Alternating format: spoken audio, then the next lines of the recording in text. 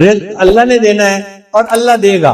پھر پریشان نہ ہوا کریں کہ جی کہاں سے آئے گا، اللہ نے ذمہ لیا ہوا ہے. ایک مرتبہ ایک آدمی میرے پاس آیا، بہت اچھی پرسنالٹی کی، لکھا پڑھا بندہ نظر آتا، مگر زاروں قطار رونے بیٹھ گئے، آنسو ٹپ ٹپ گر رہے تھے. میں بھی پریشان ہوا کہ یہ بندہ بہت ہی دکھی ہے جو اتنا رو رہا ہے.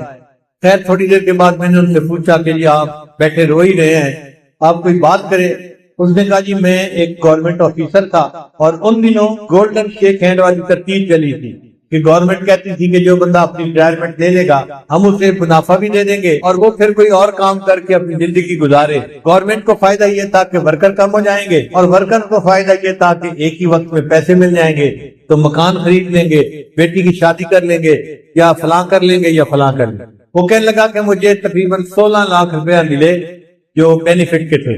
میں نے اور بیوی نے مشورہ کیا کہ ہم اس کو رکھ دیتے ہیں اور اپنے گزارے کے لیے میں کہیں پہ جاب کر لیتا ہوں چھوٹی موٹی، اور روٹی ہم کھا ہی لیں گے اور یہ پیسے بچوں کی تعلیم اور ان کی شادیوں کے کام آئیں. کہنے لگا کہ میرا ایک دوست تھا، میں نے کئی باتوں میں اس کو بھی بتا بیٹھا کہ مجھے گورنمنٹ سے 16 لاکھ ملے ہیں اور میں نے رکھ دیے. اب وہ بندہ میرے پیچھے پڑ گیا کہ ایک کاروبار ہے اور بڑا نفع ہے اس میں، بڑا فائدہ ہے اس میں، بڑا فائدہ ہے، اور اگر تم پیسہ لگاؤ تو محنت میں کروں گا اور تمہیں گھر بیٹھے بٹھائے پیسے مل جائیں. کہتا ہے کہ مجھے ڈر تھا کہ نہیں، تو میں اس کو نہ کرتا رہا. بالآخر ایک دن میری بیوی نے پوچھا کہ کیا مسئلہ ہے، تم کسی گہری سوچ میں ڈوبے نظر آتے ہو، کیا پریشانی ہے؟ تو میں نے اسے بتا دیا کہ میرا ایک دوست ہے وہ مجھے کاروبار کے لیے گیا. بیوی نے مشورہ دیا کہ آپ ایسا کریں کہ اس کو 16 لاکھ نہ دیں، اس کو 8 لاکھ دے دیں اور دیکھیں 8 لاکھ کا وہ آپ کو کیا فائدہ دیتا ہے، پتہ چل جائے گا ایک سال میں. تو اگر نقصان ہونا ہوا تو آدھے پیسوں میں ہوگا، پورے پیسوں میں تو نہیں ہوگا نا. کہتے ہیں مجھے بات اچھی لگی اور میں نے 8 لاکھ روپے اس بندے کو دے دیا. اس بندے نے کہا تھا جی آپ کو ہر مہینے 25-30 ہزار مل جایا کرے گا. اب ہر مہینے کی پہلی تاریخ کو وہ ہمارے گھر آ کے کیش یا چیک کو دے دیتا. میں نے ایک چھوٹی موٹی جاب شروع کر لی اور ہمارا گزارا بہت اچھا ہو گیا. 25-30 ہزار ادھر سے آ جاتے تھے، باقی ادھر سے مل جاتے تھے اور ہم آرام کی زندگی گزارے. ایک سال پورا اسی طرح گزر گیا. تو میری بیوی نے کہا کہ یہ تو بڑا اچھا کاروبار ہے کہ جس میں اتنے پیسے دینے سے ہمیں ہر مہینے اتنے پیسے مل جاتے ہیں. سال گزرا تو میرے دوست نے کہنا شروع کر دیا کاروبار تو بہت اچھا ہے لیکن ہم نے پیسے تھوڑے لگائے ہیں، اگر اور زیادہ لگا دیں تو اور نفع ہو جائے گا. میں نے بیوی کو بتایا، اس نے کہا ہم نے 1 سال آزمایا ہے، دیکھا ہے شریف آدمی ہے، اچھا آدمی ہے، وعدہ پورا کرتا ہے، تو آپ اس کو باقی بھی پیسے دے دیں. کہتے ہیں میں نے اس کو باقی 8 لاکھ بھی دے دی. اب باقی 8 لاکھ دینے کی دیر تھی، اس نے تو نگاہیں بدل دی، فون بات کرنی چھوڑ دی. میں مصروف ہوں، ابھی کال نہیں لے سکتا، میں بعد میں کال کروں گا، میں یہ کروں گا، میں وہ کروں گا. اور جو ہر مہینے پیسے دیتا تھا وہ بھی اس نے ڈیلے کرنا شروع کر دی. پہلی تاریخ کے پیسے 10 تاریخ کو دیے، پھر دوسرے مہینے اس نے 20 تاریخ کو پیسے دیے اور تیسرے مہینے مہینہ ختم ہو گیا اور پیسے دیے ہی نہیں. اب میں نے اسے فون کیا، بھئی آپ ہر مہینے پیسے دیتے تھے تو ہمیں گھر میں خرچے میں تنگی ہو رہی ہے، آپ پیسے نہیں دیے اس مہینے. اور جی میں نے آپ سے بات کرنی ہے، میں 2 بندوں کو لا کے آپ سے بات کروں گا.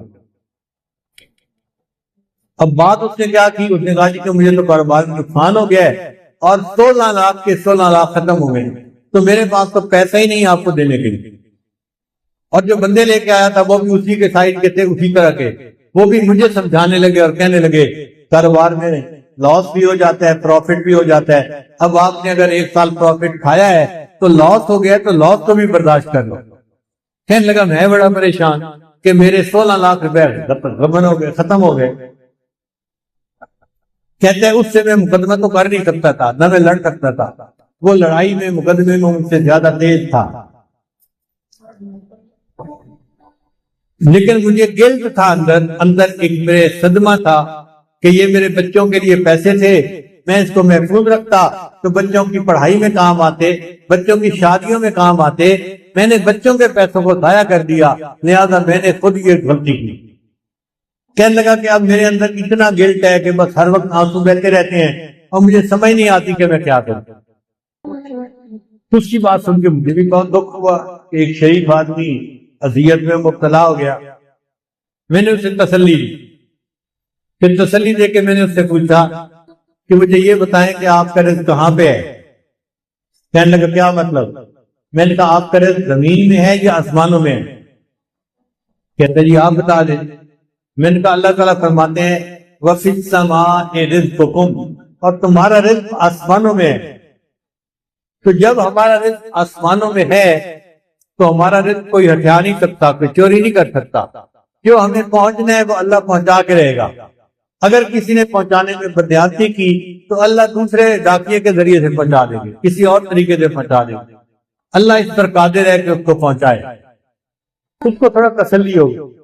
میں نے کہا کہ دیکھیں آپ کا رزق تھا، اگر کسی نے آپ سے بدیانتی سے لے لیا آپ فکر مت کرو، اللہ آپ کو آپ کا رزق دوبارہ دے دیں گے، آپ پریشان نہ ہو. اب اس کا جو رونا تھا وہ بند ہو گیا، ذرا تسلی ہو گئی. میں نے اسے بیٹھ کے کلمات بھی پڑھا دیے اور اس کو کہا کہ بس اپنے دل سے معاف کر دو اور یہ عہد کرو کہ یا اللہ اس نے میرے ساتھ بدیانتی کی، میں زندگی بھر کبھی کسی کے ساتھ بدیانتی نہیں کروں گا. اس نے یہ بھی وعدہ کر لیا. پھر میں نے کہا اچھا یہ بھی میرا وعدہ کرو کہ جب اللہ آپ کو آپ کی ضرورت سے زیادہ پیسہ دیں گے تو آپ زکوٰۃ پابندی سے ادا کریں گے. اس نے یہ بھی وعدہ کر لیا. لو جی میں نے دعائیں دے کے اس کو رخصت کیا. رخصت ہوتے ہوئے مجھ سے پوچھنے لگا حضرت اب میں کیا کروں؟ میں نے کہا کہ بھئی آپ کوئی ایسا کام شروع کریں جو پیسے کے بغیر ہوتا ہے، اللہ برکت دے دے گے. تو ہنس پڑا. حضرت پیسے کے بغیر تو کام کوئی نہیں ہوتا.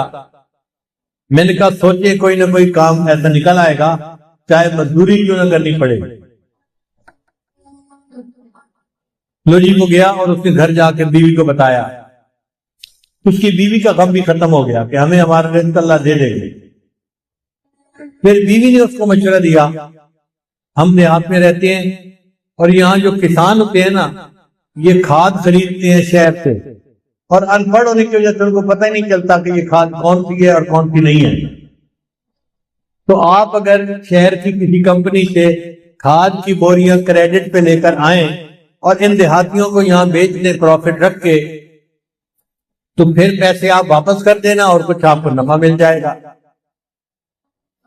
لو جی یہ بندہ کھاد کی کمپنی کے پاس گیا ملتان میں. ان سے بات کی کہ مجھے جی آپ 10 بوریاں دے دیں کریڈٹ پہ، میں آپ کو پیسے مہینے کے اندر واپس کر لوں گا. وہ کہے جی ہم تو آپ کو نہیں جانتے، ہم آپ کو کیسے دے دیں؟ یہ کہے جی میرے کاغذات دیکھو، میں اتنا آفیسر تھا گورنمنٹ کے اندر، یہ بھی مجھے جانتا ہے، یہ بھی جانتا ہے، یہ بھی جانتا ہے. وہ کہیں کہ بھئی ہمیں تو شکل صورت سے بھی نظر آتا ہے کہ تم آفیسر رینک کے پڑھے لکھے بندے ہو، لیکن ہم بغیر پیسے کے کیسے اپنا مال دے دیں؟ ہم نہیں دے سکتے.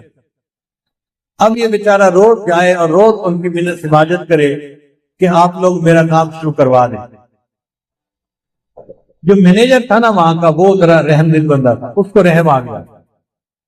ایک دن وہ کہنے لگا دفتر والوں کو کہ بھائی اس کو 10 بوری کریڈٹ دے دو اور گارنٹی میری ڈال دو، اگر اس کے پیسے نہ بھی دیے تو 10 بوری کے پیسے میں ادا کر دوں گا کہ چلو مجھ سے غلطی ہوئی، لیکن اب اس بندے کو 10 بوری دے دو.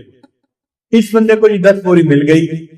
یہ لے آیا، اس نے آ کے کسانوں کو بیچی، ہر بوری پہ 50-50 روپیہ اس نے نفع رکھ لیا، تو 10 بوری کا اس کو اچھا والا فائدہ ہو گیا.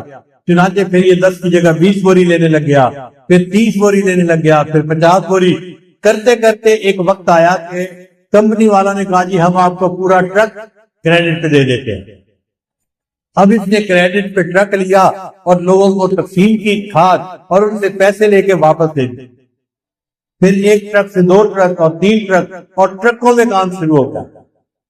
اللہ کی شان دیکھیں، کوئی 6-7 سال کا عرصہ گزرا ہوگا. یہ بندہ ایک دن میرے پاس واپس آیا، مجھے کہتے ہیں الحمدللہ حضرت آج میں 16 کروڑ کی پراپرٹی کا مالک ہوں. 16 لاکھ اس کے ضائع ہوئے تھے، اللہ پہ توکل کی، اللہ نے برکت رزق میں ایسی دی کہ 16 کروڑ کی پراپرٹی کا وہ مالک ہوئے. تو ہم کیوں اس معاملے میں شک میں پڑے یا اپنے دل میں حرام لگائے ہیں؟ دل میں تسلی رکھیں، اللہ نے جو ہمیں دیا ہے وہ اللہ نے ہمیں پہنچا کے رہنا ہے۔ جب اللہ نے پہنچا کے رہنا ہے تو ہم حرام کی طرف کیوں ہاتھ بڑھائیں؟ اس لیے جو چیز شک میں ڈالے اس کو چھوڑ کے اس طرف آ جاؤ جو چیز شک میں نہیں ڈالتی۔ اللہ تعالیٰ ہمیں ایسے صاف پاک معاملات کرنے کی توفیق عطا فرمائے۔ کی قسم کھا کر کہا کہ جس چیز پر میرا نام پڑھا جائے گا، جس کام کے شروع میں میرا نام پڑھا جائے گا، میں اس کام میں برکت عطا کروں گا۔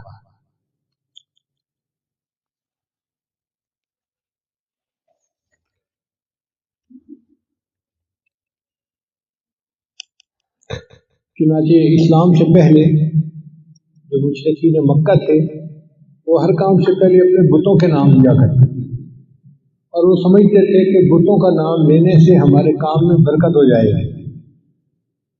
لیکن جب اسلام آیا تو شریعت نے حکم دیا کہ نہیں، تم ہر کام سے پہلے اللہ کا نام لو، اللہ کے نام سے برکت ہو جائے گی۔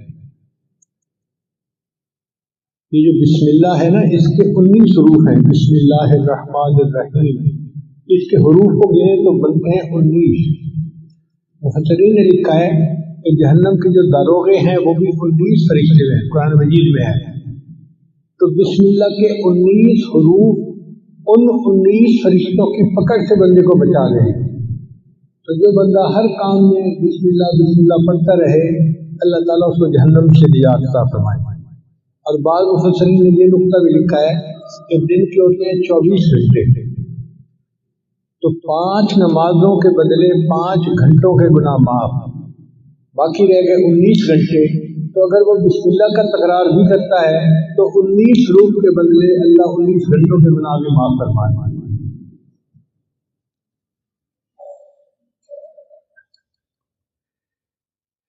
اللہ تعالیٰ نے ہر صورت سے پہلے بسم اللہ الرحمن الرحیم کو نازل فرمایا، لیکن ایک صورت ایسی ہے اس کا نام ہے سورہ توبہ۔ اس سے پہلے اللہ نے سورہ بسم اللہ کو نازل نہیں کیا۔ آپ قرآن مجید پڑھیں تو دیکھیں گے کہ پچھلی صورت اور اس صورت کے درمیان بسم اللہ نہیں لکھی ہوتی۔ اس کی وجہ کیا ہے کہ سورہ توبہ میں مشرکین کے ساتھ قتال کا حکم ہے، کافرین کے ساتھ۔ اب اللہ کے قتال کا کوئی جوڑ نہیں بنتا اللہ کی رحمت کے ساتھ، اس لیے اللہ نے اس سے پہلے بسم اللہ نازل نہیں فرمائی، بسم اللہ الرحمن الرحیم۔ اس لیے جب جانور کو ذبح کرتے ہیں تو بسم اللہ پڑھنا ضروری ہے، مگر یہ نہیں پڑھتے بسم اللہ الرحمن الرحیم، بلکہ پڑھتے ہیں بسم اللہ اللہ اکبر۔ الرحمن الرحیم کا جوڑ ذبح کرنے کے ساتھ نہیں بنتا، اس لیے تکبیر کہہ دی گئی بسم اللہ اللہ اکبر، اتنا ہی ہے۔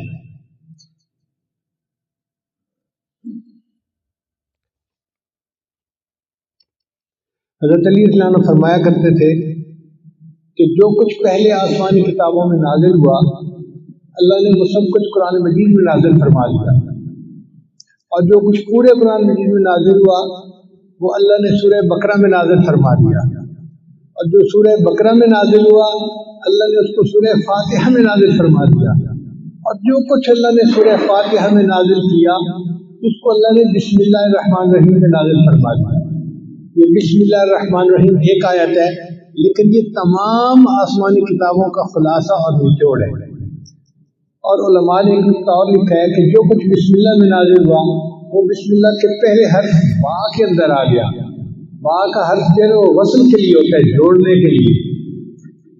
تو اس کا مطلب یہ ہے کہ پوری آسمانی کتابوں کا نچوڑ یہ ہے کہ مخلوق کو اپنے رب کے ساتھ جوڑ دیا جائے۔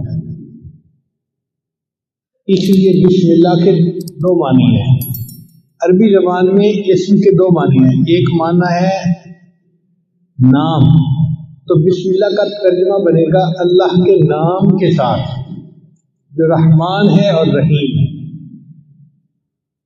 بسم اللہ الرحمن الرحیم۔ اور ایک اسم کا مطلب عربی زبان میں برکت بھی ہے، تو بسم اللہ کا ترجمہ بنے گا اللہ کی برکت کے ساتھ۔ ہمیں یاد ہے کہ ہمارے گھر میں جو بڑی بوڑھی عورتیں تھیں نا پرانے زمانے کی، وہ اٹھتے بیٹھتے اللہ دی برکت نال، اللہ دی برکت نال، یہ لوگ بہت پڑھتی تھی۔ چھوٹے تھے ہمیں اس بات کی سمجھ نہیں تھی، اب سمجھ میں آتی ہے۔ اصل میں وہ بسم اللہ کا ترجمہ پڑھا کرتی تھی، اللہ کی برکت کے ساتھ بسم اللہ کہتی تھی ہر کام سے پہلے۔ ان کی زبانیں بسم اللہ سے رنگ اللسان بالکل تر رہتی تھی، ہر وقت اٹھتے بیٹھتے کرتے پھرتے ہر وقت بسم اللہ بسم اللہ بسم اللہ۔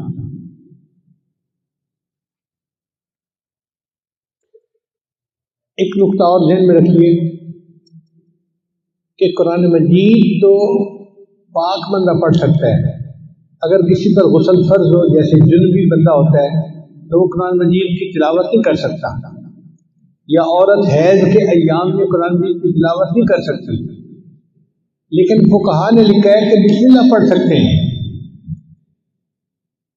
کتنی عجیب بات ہے کہ بسم اللہ الرحمن الرحیم وہ قرآن کی آیت ہے مگر اس کو پڑھا جا سکتا ہے۔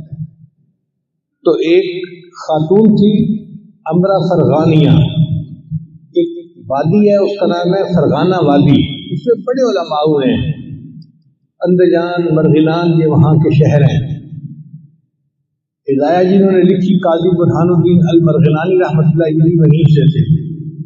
تو امرا فرغانیہ سے کسی نے پوچھا کہ کیا وجہ ہے کہ عورت حیض کے دنوں میں قرآن مجید کی تلاوت نہیں کر سکتی، لیکن اگر وہ بسم اللہ پڑھنا چاہے تو بسم اللہ پڑھ سکتی ہے؟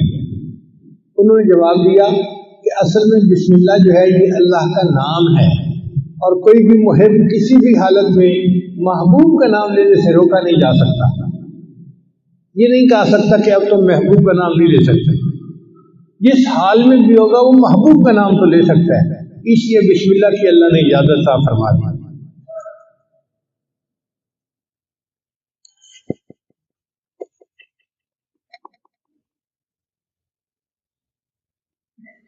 اس لیے کوئی تحریر کرنی ہو تو پہلے بسم اللہ لکھنا چاہیے۔ حدیث مبارکہ میں انس اس کے راوی ہیں کہ من کتب بسم اللہ الرحمن الرحیم تعظیما للہ غفر اللہ لہ، کہ جو بسم اللہ الرحمن الرحیم اللہ کے نام کی تعظیم کی وجہ سے اس کو لکھ لیتا ہے اپنی عبارت سے پہلے، اللہ اس پر اس کے گناہوں کی بخشش فرما دیتے ہیں۔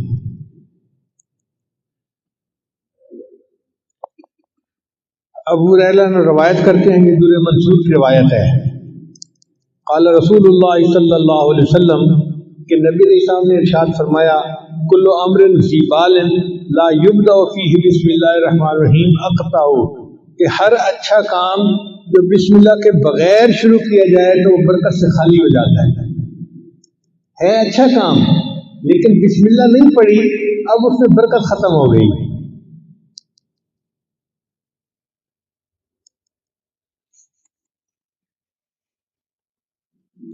بسم اللہ کی عظمت کا اندازہ اس سے لگائیں کہ کتا ایک نجس جانور ہے۔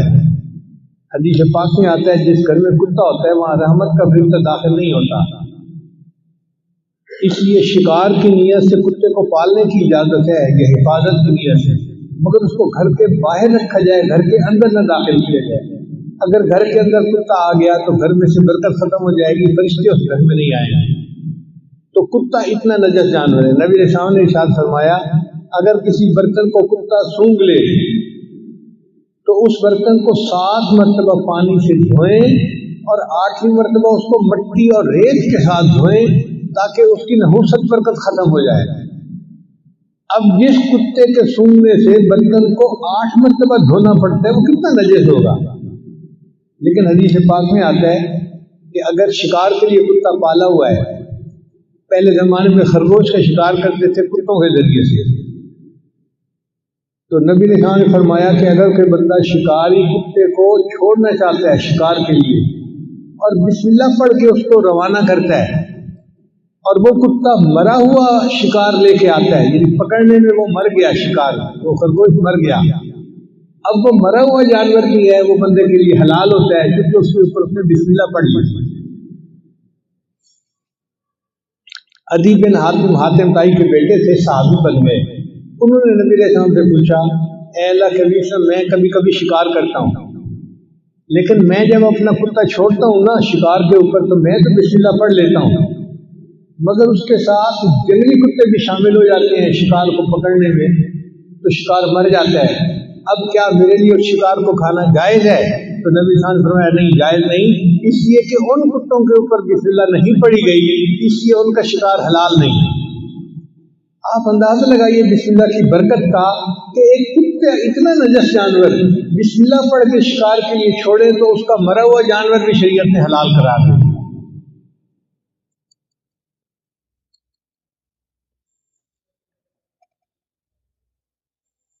چنانچہ بسم اللہ کی وجہ سے اللہ تعالیٰ بندے کی مشکلات کو ختم کر دیتے ہیں۔ حضور صلی اللہ علیہ وسلم نے حضرت علی عنہ کو فرمایا الا اعلمک بکلمات اذا وقت فی ورطۃ قلتها، اے علی میں آپ کو کچھ کلمات نہ سکھاؤں کہ جب تم مشکل میں پڑ جاؤ تو ان کلمات کو پڑھ لیا کرو؟ قال بلا، عرض کیا یہ اللہ کے حبیب صلی آپ مجھے ضرور سکھائیے۔ تو نبی علیہ السلام نے فرمایا کہ جب تو کسی مشکل میں پڑ جائے فقال بسم اللہ الرحمن الرحیم ولا حول ولا قوت الا باللہ العلی العظیم، جب بھی تو کسی مشکل میں پڑ جائے تو بسم اللہ الرحمن الرحیم پڑھا کر اور لا حول ولا قوت الا باللہ العلی العظیم، ان کلمات کے پڑھنے سے اللہ تیری مشکلات کو دور فرمائیں گے۔ اب یہ عمل کسی ایک عام پیر نے نہیں بتایا، دنیا کے پیروں کے سردار، دنیا کے نبیوں کے سردار حضرت محمد مصطفیٰ احمد مجتبیٰ صلی اللہ علیہ وسلم جو اللہ کے محبوب ہیں، یہ عمل انہوں نے بتایا ہے، تو کتنا سچا اور پکا عمل ہوگا۔ اس لیے ہمیں چاہیے کہ ہم اس عمل کو پلے باندھ لیں، جب کوئی مشکل پیش آئے تو بسم اللہ الرحمن الرحیم ولا حول ولا قوت الا باللہ العلی العظیم یہ پڑھیں گے، اللہ تعالی ہماری مشکلات کو دور کر دیں گے۔ پھر بسم اللہ الرحمن الرحیم کی وجہ سے صرف دنیا کی مشکلات دور نہیں ہوتی، آخرت کی مشکلات بھی دور ہوتی ہیں۔ چنانچہ حضرت عیسیٰ علیہ السلام جب کسی قبر کے پاس سے گزرتے تھے تو ان کو کشفاً پتہ چل جاتا تھا کہ قبر میں کیا ہو رہا ہے۔ وہ ایک مرتبہ ایک قبر کے قریب سے گزرے تو انہوں نے دیکھا کہ قبر میں بندے کو عذاب ہو رہا ہے۔ جب واپس ہوئے تو انہوں نے دیکھا کہ قبر تو جنت کا باغ بنی ہوئی ہے، تو بڑے حیران ہوئے۔ انہوں نے دعا مانگی، یا اللہ پہلے میں نے دیکھا تھا تو یہ جہنم کا گڑھا تھا، اب میں دیکھ رہا ہوں تو یہ جنت کا باغ ہے، یہ معاملہ کیا ہے، میرے اوپر کھول دیجیے۔ تو اللہ تعالیٰ نے فرمایا میرے پیارے عیسیٰ علیہ السلام ایک بندے کی قبر ہے جو بڑا گناہ گار تھا، جب وہ فوت ہوا اس کی بیوی حاملہ تھی اس وقت، تو چونکہ وہ گناہ گار تھا اس کو ہم نے قبر کا عذاب دے دیا۔ اب اس کی بیوی کے ہاں بیٹا پیدا ہوا، بیٹا تھوڑا بڑا ہوا تو ماں اس کو پڑھانے کے لیے مدرسے لے گئی اور قاری صاحب کو کہا کہ میرے بچے کو قرآن پڑھاؤ۔ آج اس بچے نے بسم اللہ الرحمن الرحیم پڑھا، اس کے معصوم منہ سے جب بسم اللہ نکلی تو میری رحمت نے گوارا نہ کیا کہ معصوم بچہ تو بسم اللہ پڑھے اور میں اس کے باپ کو قبر میں عذاب دوں، میں نے اس کے باپ کو جنت کا باغ بنا دیا۔ چنانچہ حدیث پاک میں آتا ہے کہ جب کوئی بچہ بسم اللہ پڑھنا سیکھتا ہے اللہ 4 بندوں کی مغفرت فرماتے ہیں بسم اللہ سیکھنے پر۔ ایک بچے کی مغفرت ہو جاتی ہے، ایک پڑھانے والے کی مغفرت ہو جاتی ہے، اور ایک بچے کے ماں باپ ان دونوں کی مغفرت ہو جاتی ہے۔ بسم اللہ کے سیکھنے پر اللہ 4 بندوں کے گناہوں کی مغفرت فرما دیتے ہیں۔ تو اس لیے یہ بسم اللہ ہمیں صرف دنیا کی مشکلات سے ہی نہیں بلکہ قبر کے عذاب سے اور جہنم کی آگ سے بھی بچانے کا ذریعہ ہے۔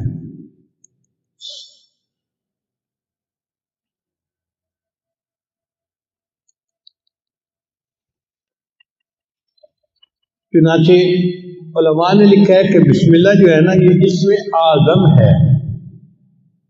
حدیث پاک میں آتا ہے کہ جب کوئی دعا کی جائے اسم اعظم کے ساتھ تو اللہ تعالیٰ اس دعا کو قبول فرما لیتے ہیں۔ اب اسم اعظم کون سا ہے یہ کسی کو نہیں پتا، اللہ نے اس کو چھپا لیا، مگر امام اعظم ابو حنیفہ رحمۃ اللہ فرمایا کرتے تھے کہ اللہ تعالیٰ کا جو اسم ذات ہے نا اللہ، یہ اسم اعظم ہے۔ تو کسی نے پوچھا جی کہ آپ کے پاس دلیل کیا ہے اسم اعظم؟ تو انہوں نے فرمایا اس لیے کہ اللہ تعالیٰ نے اپنی کتاب میں سب سے پہلے جو نام نازل کیا وہ اللہ کا